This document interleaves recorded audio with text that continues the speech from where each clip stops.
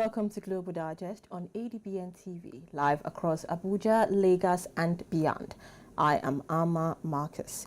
In recent weeks, West and Central Africa has witnessed a profound surge in youth-led protest. While in Togo, the arrest of rapper Arman has ignited demonstrations against a dynastic regime, resulting in at least 7 deaths and multiple disappearances. It's symbolizing a generational uprising against entrenched political power. Across the Sahel, Mali has seen widespread civil unrest, demanding democratic reform amid military rule. Meanwhile, in Kenya, young people took to the streets over police brutality, economic hardship, and government opacity. The anniversary of the Reject Finance Bill protest and a fresh round over custodial debts has reignited calls for justice and systemic change. Well, the question now remains, why are these young Africans, digital natives, educated and brimming with potential, channeling their frustration into the streets? What is at the heart of this civil unrest? Today in Global Digest, we ask civil unrest and youth rage. What are we really asking for? Well, joining us now with a unique voice to this conversation is the General Secretary of the West Africa Civil Society Forum. Good afternoon, sir. Thank you for joining us today. Good afternoon. Thank you for having me on the show. Good afternoon, listeners. Okay, thank you for coming. All right, joining us today is Mr. James Ugochukwu. Well, sir, in recent times, the recent waves of youth-led protests have erupted across various West African countries, from Senegal to Nigeria. What do you think is fueling the growing anger and agitation among young people? Okay, thank you very much. I think what is fueling this is that we have a new set of youth that are actually demanding more than their parents. You know, they are more politically active and they are living in interesting time, especially a time that information is at the fingertip, which they can actually assess what is happening, compared to their parents that have to be listening to government media before they can understand what is happening. So these are the youth Gen Zs that the TikTokers, Instagram and the X generation. So everything that is happening flies at the speed of light. So based on that, they have been able to glean the information they are getting from other countries, other developed clients, and they're asking themselves, why is it that our own case is different? Why is it that we can't live like any other youth in the other part of the world? Why are the youth in the West getting the best of governance and we are suffering in our own part? Why is it that our government cannot provide jobs for us? Why is it that we are, risking our life through the Sahara Desert across the Mediterranean Sea in search of greener pasture? And even more thing they are asking for is why is it that the youth cannot even participate in the election? Because it seems that in Africa what we are practicing is gerontocracy, not democracy. Situation where you have old people as old as 90 years, 91 years, 82 years staying in power for a prolonged time. Some of these youth, since they were born, they've not seen any other president in their country. A case in point is like Equatorial Guinea. Teodoro Obiango Nguema Mbasongo has been in power since 1979. Somebody that is born in 1979 should be about 45, 47 years as we speak. Not to talk of Paul Biya, that is 91 years old, that has been in power since 1982. Not to talk of Togo, that we are having crisis of recent now, from father to son. So these are the things that are fueling this unrest. The youth want to participate, they want to belong, and they want to see good governance. Well, there is a pattern of government responding with force or censorship rather than dialogue. Well, why would you think West African leaders truly understand young people are demanding? Well, I think it's a case of they not understanding why they are in power in the first place. You are in power because under democracy, they say it's government of the people, for the people, by the people. So they don't seem to acknowledge the fact that they are there for the people. And that explains the reason why they don't want to listen to the youth. So using force, using coercion, using all manner of tactics except dialogue is not going to solve the problem because the youth will keep on demanding. Remember, as I said before, these people are more informed and they appear to want more than their parents, and they are not going to relent on this. And they've already borrowed a leaf from the Arab Spring. Most of the revolution that happened in the Arab region was by the same youth. Remember, these youth, they have energy and they have all the time in the world to continue this protest. So how many of the youth are you going to suppress through anti-riot security operatives and all that? So they need to really sit down and talk with these youth and listen to their demands, and of course ensure that they get the youth to participate in the governance of their nations. Well, it's interesting you spoke about, the government sitting down to speak with the youth, because in many cases, young people feel excluded from political, economic, and other reforms and social reforms the government is trying to put in place. What would you say are some practical reforms governments can implement in order to bridge this gap? Yes, the reforms that government will perform is very simple. What the youth are demanding is a good life. And how can youth get good life without a proper employment? We are talking of employment in the real sense of the word, employment that can give you a take-home pay that will take you home in the real sense. And of course, most of these leaders, they live the best of life during their own youth. The post-colonial leaders were not this brutal. Most of these leaders, they went to school on government scholarship. They lived in some of the best housing estates prepared by government and all that. So the question is, what are they giving to the youth? So the youth are simply asking, give us employment, get us engaged. But since I will let you to know one thing. I'll get you to know one thing. The youths are young and they have energy and they are restless. So if you don't channel their energy positively, they will channel their energy negatively. And how do you channel their energy positively? If we have enough industries in West Africa, for instance, most of these youth will be in the factory producing goods and services that will even generate revenue for the government, and that will keep them busy. They will not have time for all this uprising. The other thing is that you need to get the youth engaged to absorb their energy through sports, through cultural activities, through different activities that will keep them busy. Why do you think that if you go to the Europe now, they have European League and Premiership League and all that? These are activities that keep the youth busy. It keeps them busy and it gives them money.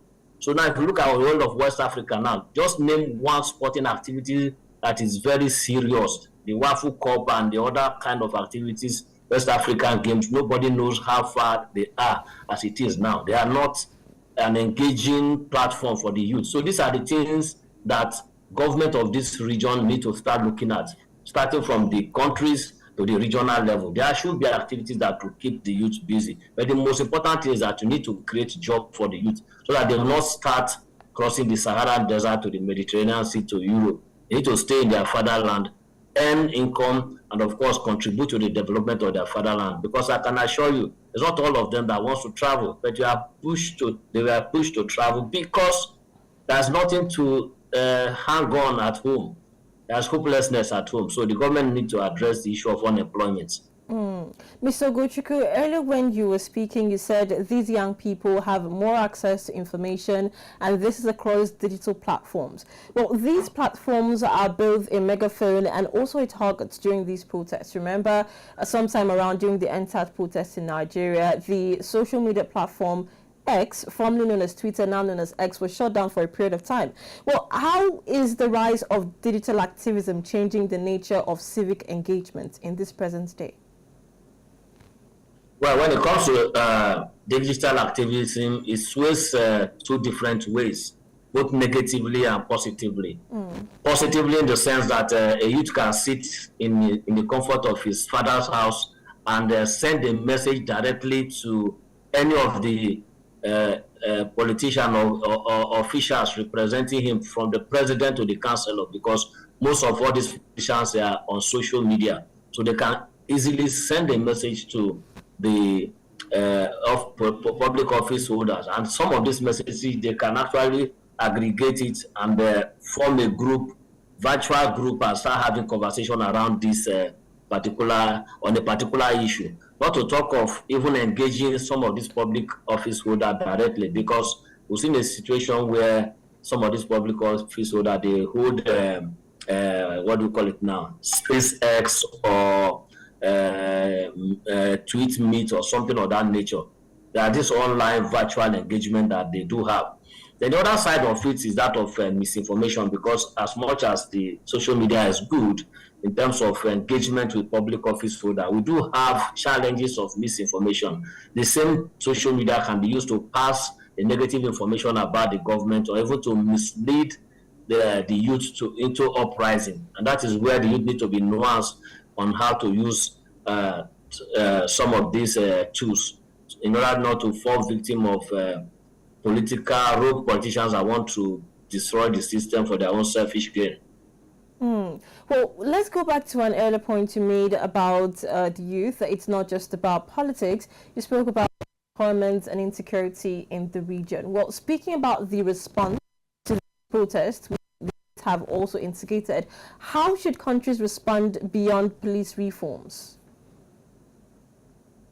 Well, how countries will respond is, like I said before, beyond protests, beyond all that, they need to really have a youth agenda across board. There should be a deliberate youth agenda, because take it or leave it, no matter how long any dictator stays in power, one day you will leave that office. Either death call the person or nature call the person will be completely incapacitated to continue to be in power. And definitely the youth we are trying to suppress today are going to take over the reign of power. And remember, no power lasts forever. The power may be in the hands of this family for some time, but you get to a point, the power will shift. So what legacy are they keeping in such a way that by the time they leave the office, the good legacy will be there to rub off on their offspring?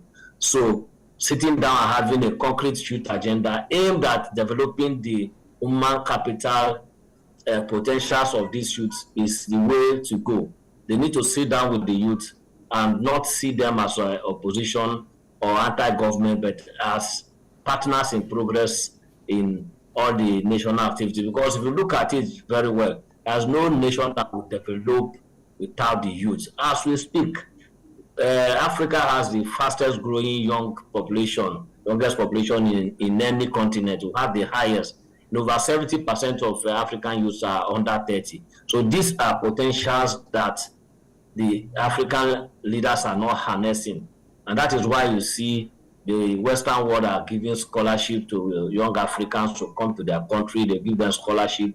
They pick the brains of our brains. When they get there, they study. They give them the best means of livelihood, and they remain there to be developing their countries. So the West African leaders and the African leaders in quote and unquote should actually look at this issue critically. We have youngest youth democracy, and it has to be exploited to the fullest for the development of the continent and for the development of each and every country. Because as we speak, the resource we are so much dependent on, it can get dried up one day. So when the resource is dried up, what next are we looking at? Well, from your experience in engaging with civil society groups across the region, are there success stories or local models that show how youth voices can be constructively integrated into governance? Yes, we've seen how youth spoke loudly in Senegal during their election, and they insisted that there must be a change. Despite persecution and suppression of opposition during the election, they ended up electing one of the youngest presidents across in the whole world as we speak now, and the young man is doing very well. So that has to do with youth engaging. And remember, when it comes to youth organizing in this era, it's very fluid. So it's very difficult for you to come and say, this is the ringleader, let me go and bring this person down. Even if you decide to shut down the internet, these people were born with technology, so they have a way to circumnavigate it.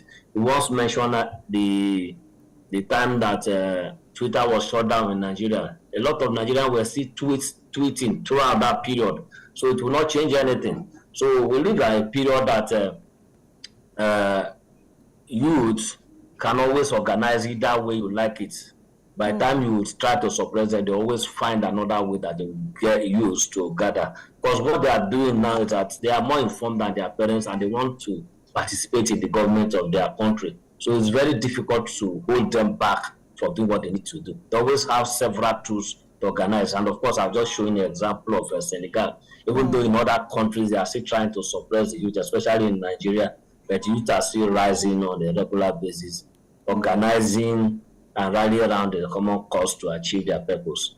Speaking of the youth, some people have argued that there are other ways to get the message across to the government and to, the government to make changes aside protesting. So what would you say there are other avenues that young people can utilize aside protest that can make their voices heard?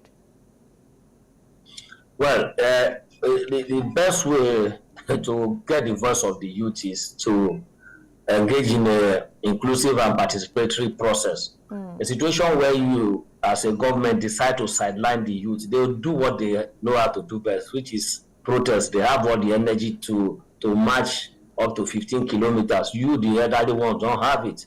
So inclusive and participatory process is what is needed. That is why I first of all mentioned that there should be a deliberate youth agenda. That's one. Then participation, there should be a deliberate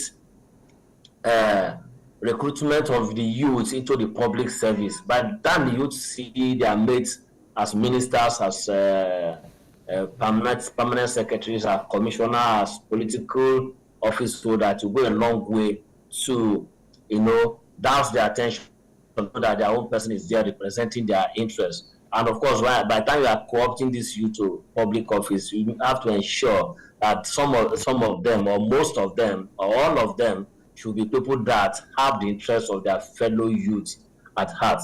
Then lastly, there should be a regular town hall meeting or engagement with the youth to review the progress government has made in terms of attending to the needs of the youth. So there should be a tracker to know that, yes, the promises government have made for the youth is being followed. And lastly, maybe I should add this, there should be a deliberate manifesto aimed at creating solutions to several or myriads of challenges that youth are facing across board. So that way, by the time the youth see this, I think they will decide to give the government the support that is needed, and of course, the disease from protests and anything of that nature. Mr. Ugochukwu, it has been very enlightening having you in the studio today. But before we let you go, what message do you have for both young people and who feel unheard, and also for our leaders who feel threatened by this dissent?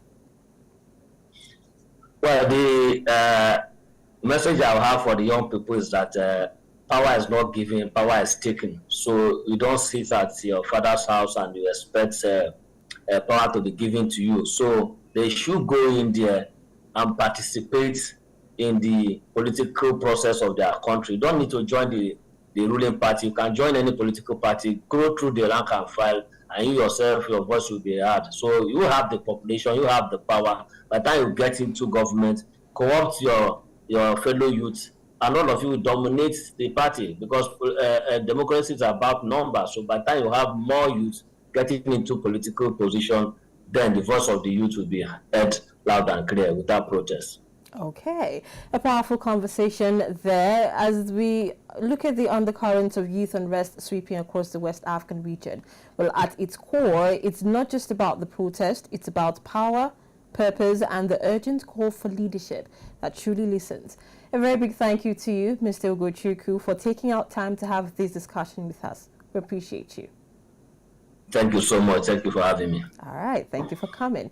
And to our viewers out there, remember, a region's future is only as strong as its ability to give voice to its young people. The program continues shortly after this break. Do stay with us.